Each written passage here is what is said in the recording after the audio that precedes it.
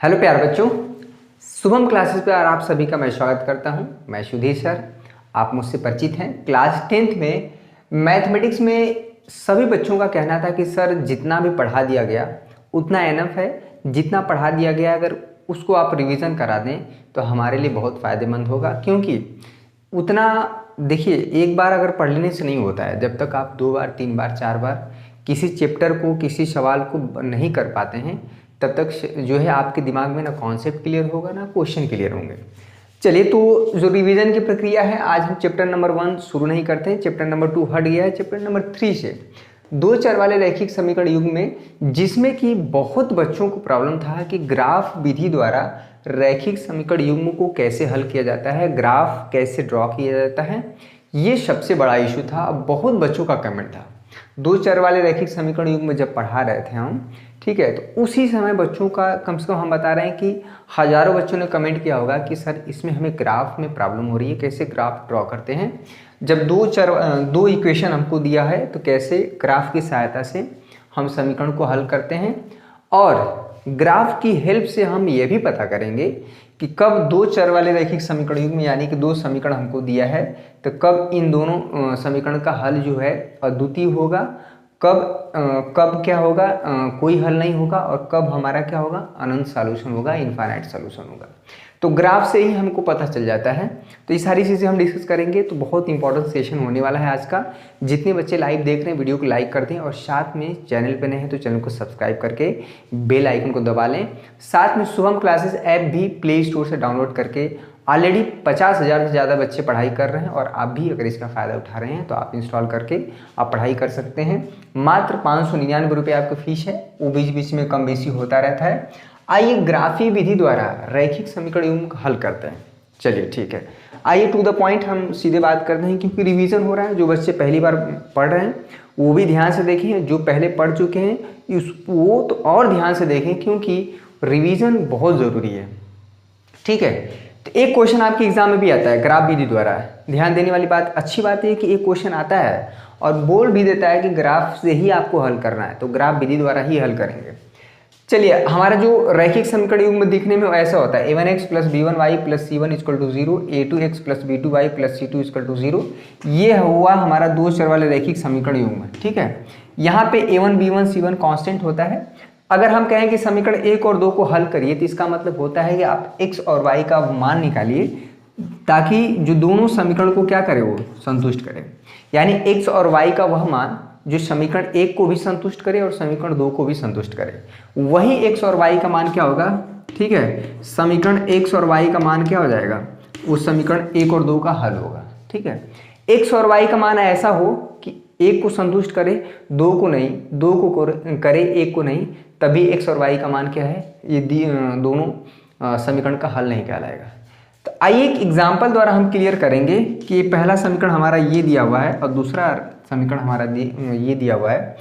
इसको हम ग्राफ विधि द्वारा कैसे सॉल्व करेंगे। ठीक है, चलिए, तो बहुत निर्देशांक ज्यामिति आपको थोड़ा बहुत पता ही है, बहुत ज़्यादा जानने की ज़रूरत नहीं है, बहुत बेसिक चीज़। ठीक है, एक्स एक्सिस वाई एक्सिस क्या होता है और ग्राफ कैसे ड्रॉ करते हैं, आपके किताब में जैसे भी दिया हो उससे नहीं मतलब है। हम जो बता रहे हैं उसी से सीखिए, अदरवाइज बहुत परेशान हो जाएंगे।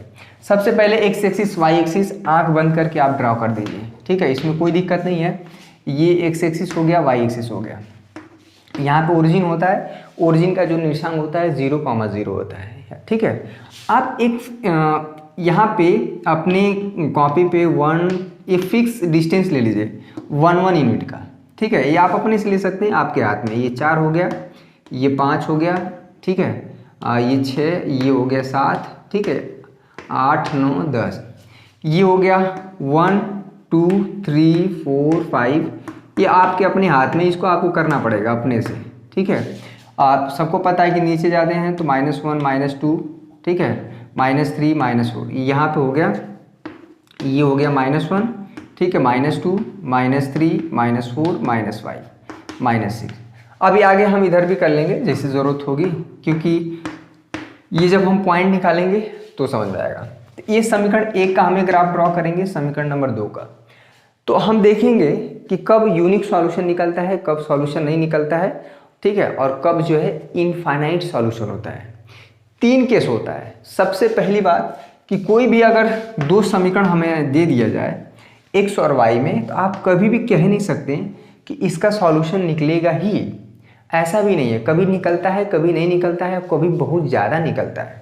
ठीक है, तो 3 संभावनाएं होती हैं 2 चर वाले रैखिक समीकरण युग्म में। ठीक है, तो वो ग्राफ द्वारा कैसे पता करेंगे, पहले इसमें मेंशन कर लीजिए -1, -2, -3, -4, -y। बहुत बच्चों का एक क्वेश्चन सही से कर ले जाएंगे, आपको पूरा समझ में आ जाएगा। इसको पहले नोट डाउन करिए, उसके बाद आगे हम बताते हैं। आई होप इसको नोट कर लिए होंगे। चलिए आगे देखते हैं। तो क्या करते हैं, पहले समीकरण नंबर 1 का ग्राफ ड्रॉ करते हैं। ठीक है, एक चीज़ और हम बता दें कि जब भी आप एक्स एक्सिस पे होते हैं, एक्स एक्सिस पे चाहे पॉजिटिव एक्स एक्सिस पे चाहे नेगेटिव एक्सिस पे, ये क्या होता है नेगेटिव एक्स एक्सिस, ये हमारा नेगेटिव वाई एक्सिस। आप जब भी एक्स एक्सिस पे होते हैं तो हमेशा वाई कोऑर्डिनेट 0 होता है, और जब आप वाई एक्सिस पे होते हैं या चाहे पॉजिटिव चाहे नेगेटिव, तो वाई एक्सिस पे हमेशा एक्स कोऑर्डिनेट 0 होता है। ठीक है, यहाँ पे समीकरण 1 का पहले इसका ग्राफ ड्रॉ कर रहे हैं। समीकरण नंबर 1 का देखिएगा, इसमें जब हम y 0 रखेंगे, इसी समीकरण में y 0 रखेंगे तो x की वैल्यू कितना आ जाएगी 6, यानी कि 6,0। जब भी हम निर्देशांक लिखते हैं निर्देशांक ज्यामिति में, तो सबसे पहले x लिखते हैं, उसके बाद y लिखते हैं। x को बोलते हैं भुज और y को बोलते हैं कोटि, इंग्लिश में बोलते हैं एब्सिशा और ऑर्डिनेट। ठीक है, ये हमेशा जब भी कोऑर्डिनेट लिखा जाता है x का फिर y का, भले x कोऑर्डिनेट क्यों ना 0 हो, लेकिन लिखा जाएगा पहले x कोऑर्डिनेट ही। तो हमारा जो यहाँ पे हो गया 6,0। तो भैया x एक्सिस पे 6 और y ये क्या, ये कोऑर्डिनेट क्या हो जाएगा, ये a इसको मान लेते हैं a, ये हो जाएगा 6,0। ठीक है, एक पॉइंट मिल गया। क्यों, क्योंकि भैया स्ट्रेट लाइन हमको अगर ड्रॉ करना है तो सिर्फ और सिर्फ 2 पॉइंट मिल जाए। एक पॉइंट यहाँ मिल गया और एक पॉइंट कहीं और मिल जाए, दोनों पॉइंटों को मिला देंगे तो समीकरण का क्या हो जाएगा, इस सरल रेखा का ग्राफ ड्रॉ हो जाएगा। अब देखिए, अब आ जाइए इसी में अब क्या रख देते हैं, x की वैल्यू 0 रख देते हैं। अब हम ढूंढ रहे हैं y एक्सिस पे एक पॉइंट। ठीक है, तो y एक्सिस पे क्या कर दीजिए, इसी में x 0 रख दीजिए, समझ में आया। तो y की वैल्यू क्या हो जाएगी, यहाँ पे देखिए रखिए 0 + 3y = 6, y की वैल्यू आ जाएगी भैया 2। ठीक है, y की वैल्यू आ गई 2। तो यहाँ पे जो कोऑर्डिनेट होगा x की वैल्यू 0 y की वैल्यू 2। ठीक है, तो ये पॉइंट हो जाएगा x की वैल्यू 0 y की वैल्यू, तो ये इसको b पॉइंट दे दें। ठीक है, ये इसको आप अच्छे से थोड़ा मार्क कर लीजिए। तो हमारा ये जो एक पॉइंट b मिल गया, एक पॉइंट a मिल गया, तो इसका कोऑर्डिनेट आप बहुत इस स्ट्रेट लाइन का ग्राफ आप ड्रॉ कर लेंगे 0,2। ठीक है, कैसे ड्रॉ होगा, कोई इसको करने की जरूरत नहीं, सीधे इसको इस तरह से आप ड्रॉ कर सकते हैं। ठीक है, ये चीज़ हो गया, थोड़ा सीधा नहीं है लेकिन आप इसको समझ लीजिएगा, आप स्केल से खींचेंगे। ठीक है, हाँ थोड़ा सही नहीं है लेकिन इसको आप कर लीजिए, बहुत बच्चों का कन्फ्यूजन था। तो ये जो ग्राफ हुआ देखिए x + 3y = 6 लाइन का हुआ। ठीक है, ये पूरी जो लाइन जा रही है। अब रह गया दूसरी वाली स्ट्रेट लाइन का ग्राफ। तो दूसरी वाली स्ट्रेट लाइन जो है, इसका भी ग्राफ ड्रॉ करने के लिए आप x एक्सिस पे एक पॉइंट ढूंढेंगे और दूसरा पॉइंट y एक्सिस पे ढूंढेंगे। ठीक है, तो जब आप x एक्सिस पे होंगे तो आप y 0 रख देंगे। ठीक है, इसी में y 0 रखेंगे तो 2x = 12, x = आ जाएगा 6। ठीक है, तो एक पॉइंट मिल गया 6,0, ये भी पॉइंट जो है 6,0 ही हुआ। ठीक है, यही वाला पॉइंट मर्ज कर गया। ठीक है, अब जो है समीकरण नंबर 2 में अब क्या करेंगे कि x 0 रख दीजिए।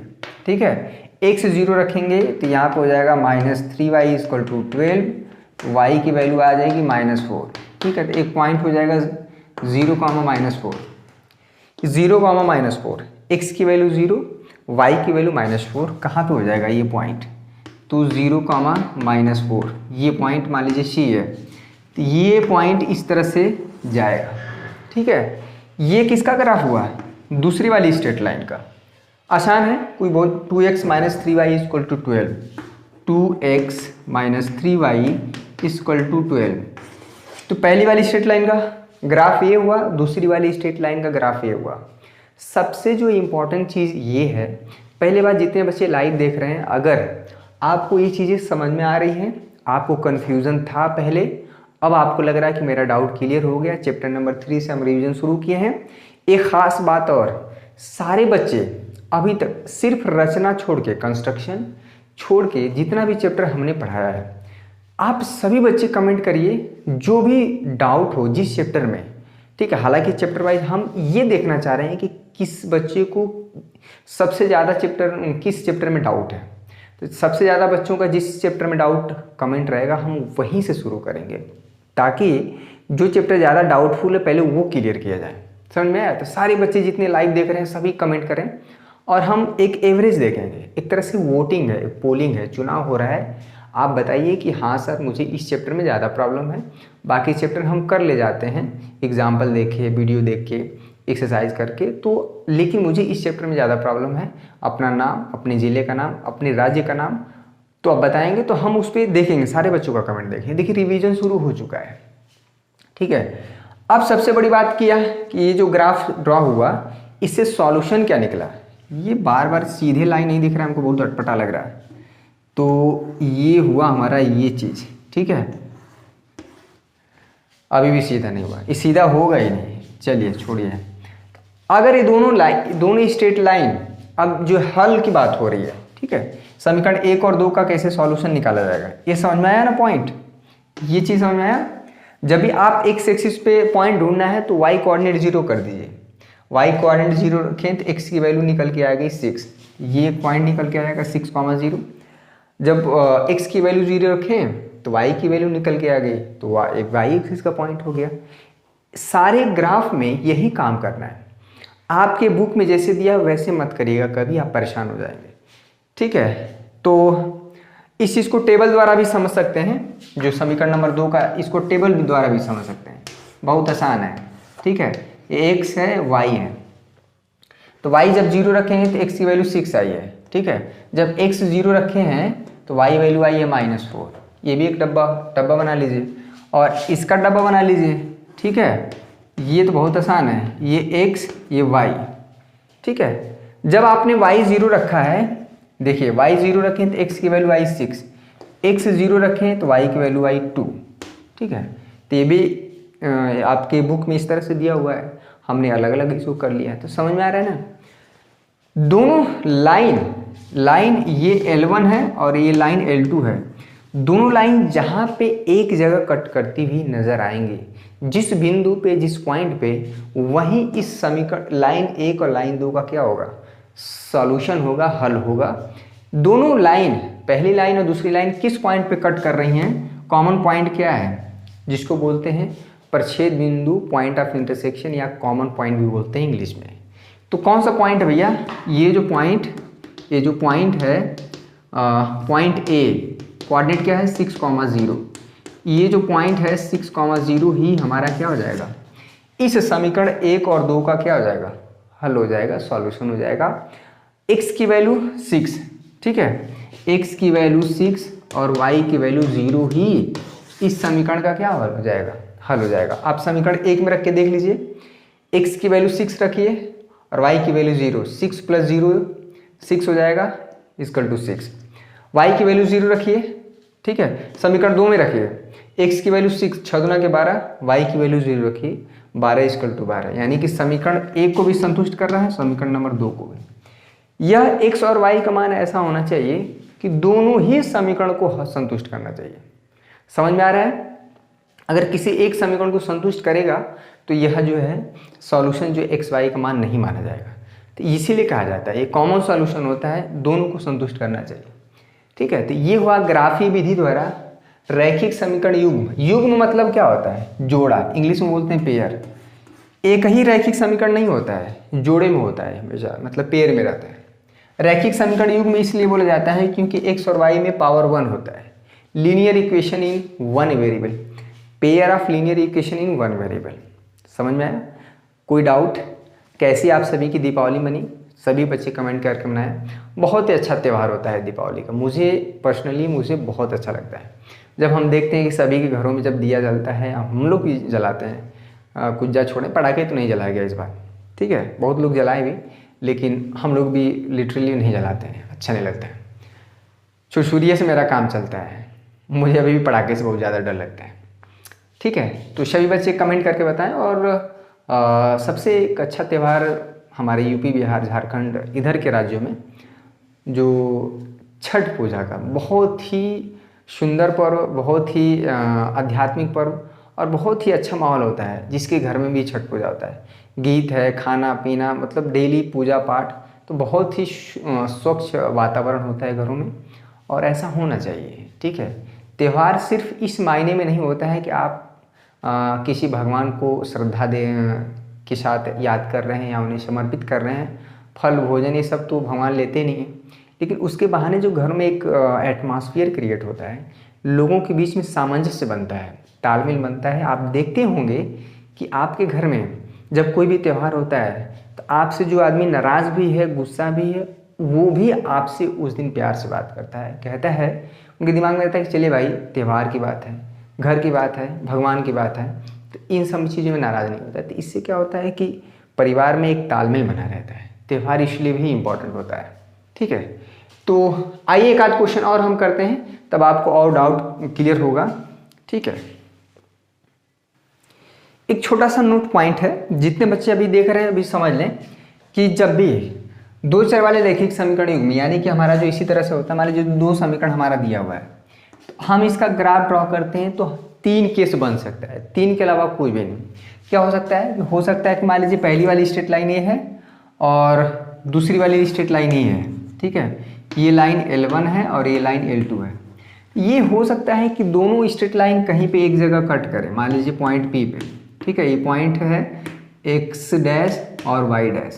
ठीक है, तो यह जो पॉइंट P है जहाँ पे दोनों लाइन एक दूसरे को कट कर रही हैं, तो इस तरह से जब भी ग्राफ बनता है तो इसमें यूनिक सॉल्यूशन होता है। इस केस में हमारा अद्वितीय हल होता है, इसको नोट कर लीजिए, बहुत इंपॉर्टेंट है।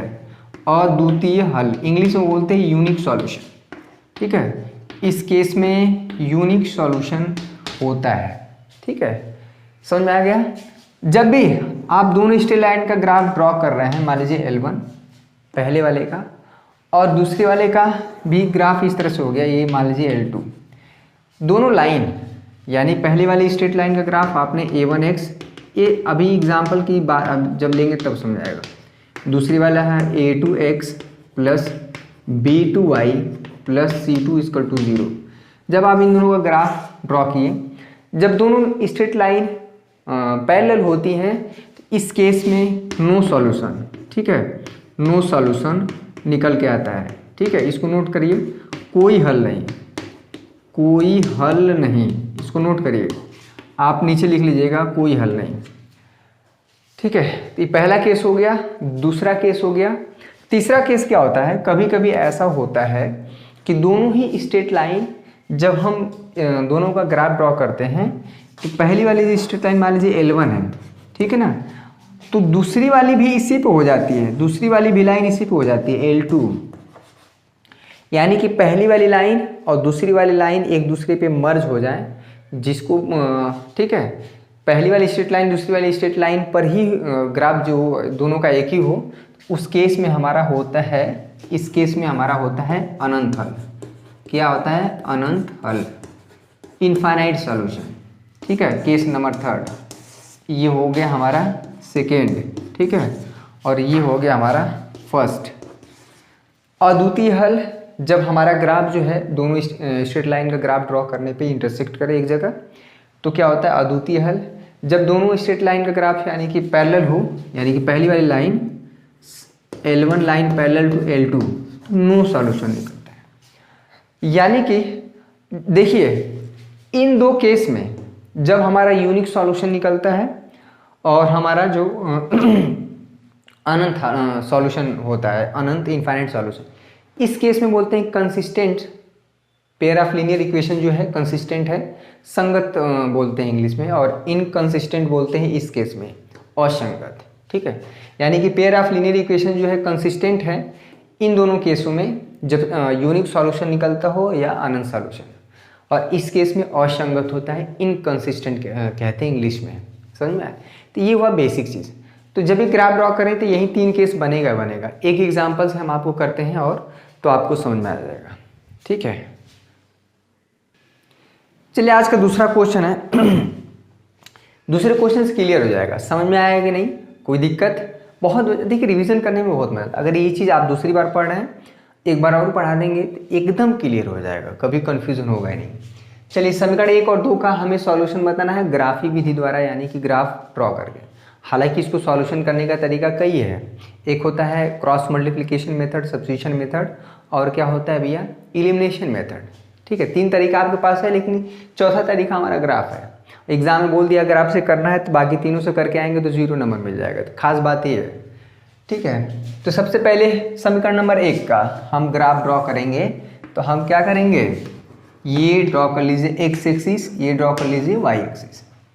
ठीक है, तो ये पॉइंट 1 2 3 4 5 6 एक इक्वल डिस्टेंस पे 1 2 3 4 5 6 1 2 3 4, इसको और आगे बढ़ा लीजिए 5, जहाँ पे जैसे जरूरत पड़ सकती है 1 2 3 4 5, इधर भी -1 -2 -3 -4, जहाँ पे अगर जरूरत पड़ेगी, हमको नहीं पता है, ये माइनस एक्स एक्सिस होगा माइनस वाई एक्सिस होगा।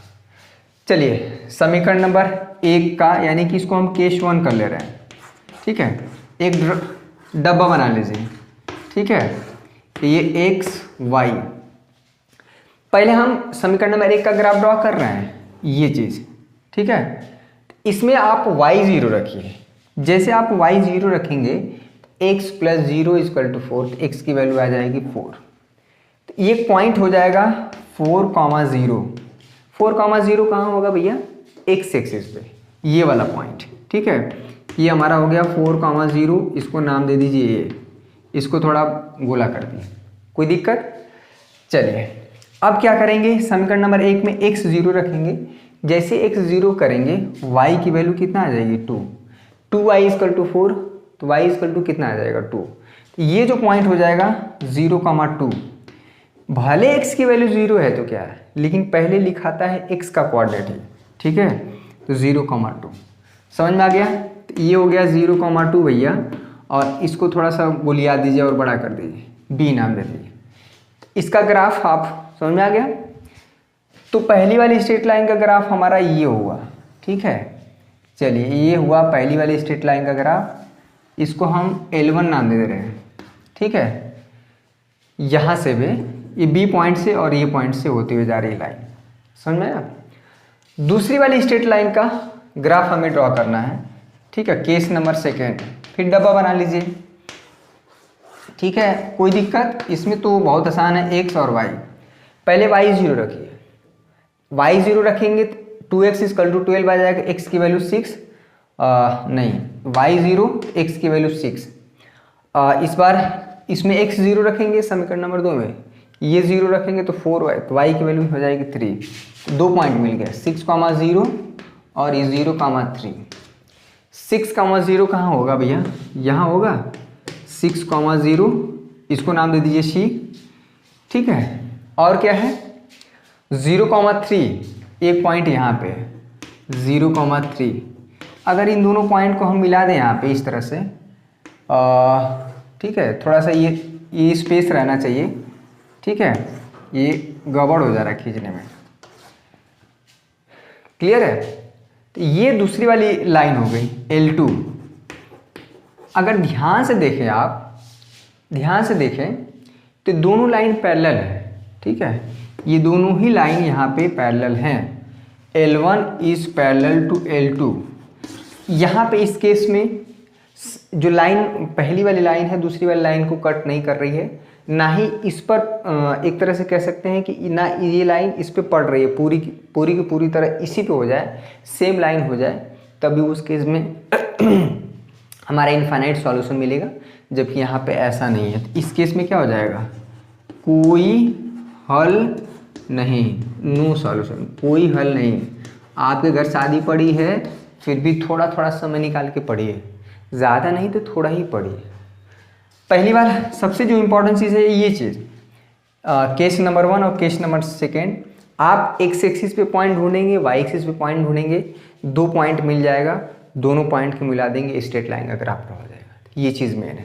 तो आई होप आपको जो ग्राफ समझने में, खींचने में दिक्कत थी, अब आपको समझ में आ गया होगा इस केस में कोई सॉल्यूशन नहीं होगा। असंगत जो पेयर ऑफ लीनियर इक्वेशन है असंगत होंगे, इनकंसिस्टेंट कहलाते हैं।